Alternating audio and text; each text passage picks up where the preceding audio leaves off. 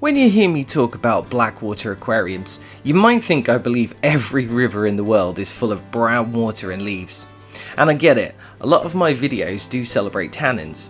But here's the truth, many of the fish we keep in our aquariums come from perfectly clear rivers, streams and lakes.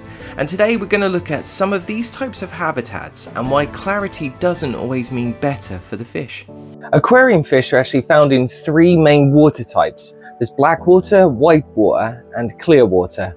So blackwater is the tea-stained coloured stuff that I usually talk about. It's tannin-rich and acidic.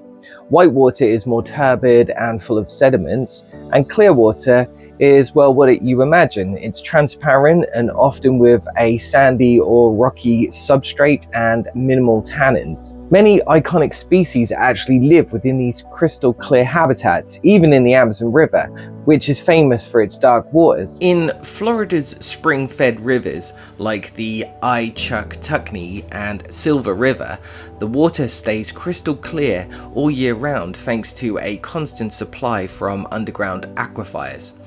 This steady flow keeps temperatures stable, oxygen levels high, and supports lush beds of aquatic plants.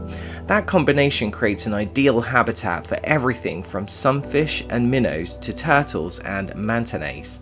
In South America, the Rio Tapajos is a clearwater area of the Amazon, where the surrounding geology filters out tannins and sediments. Here, fish like lemon tetras and certain dwarf cichlids live among sandy bottoms and sunlit shallows, taking advantage of the abundant algae and invertebrates that thrive in these areas. And in Southeast Asia, we find streams and ponds where Nymphaea water lilies originate. These calm plant-filled waters act as natural nurseries, providing shelter and food for species like gouramis, rasboras and even loaches. The dense vegetation not only offers protection from predators, but also enriches the water with oxygen during the day, supporting a diverse aquatic community. Oh, and speaking of the Amazon, few sights on Earth are as awe-inspiring as when the mighty river meets the Atlantic Ocean. For miles, the sheer volume of fresh water flowing into the sea is so vast it visibly changes the water's colour and salinity, creating a truly spectacular sight. Now, just because a habitat is clear doesn't mean that tannins are bad.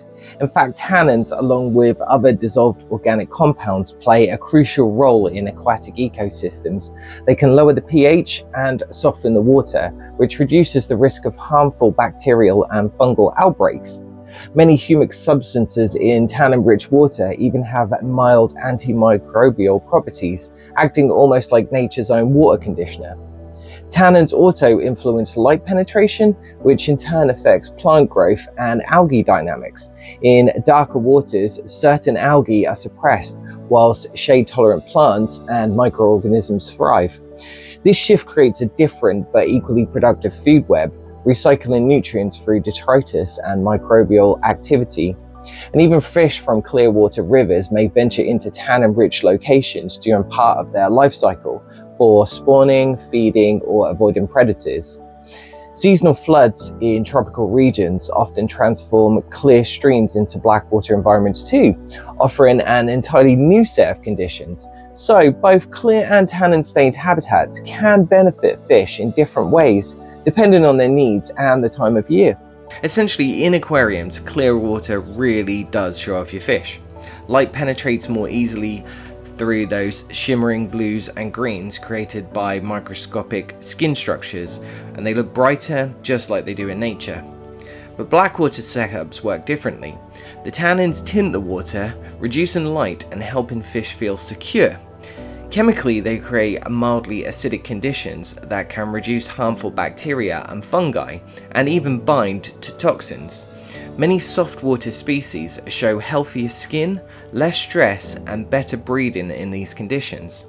In the wild, tannin-rich water often arrives with seasonal floods, triggering spawning in certain species. So it's not about one being better, it's about matching the water to your fish.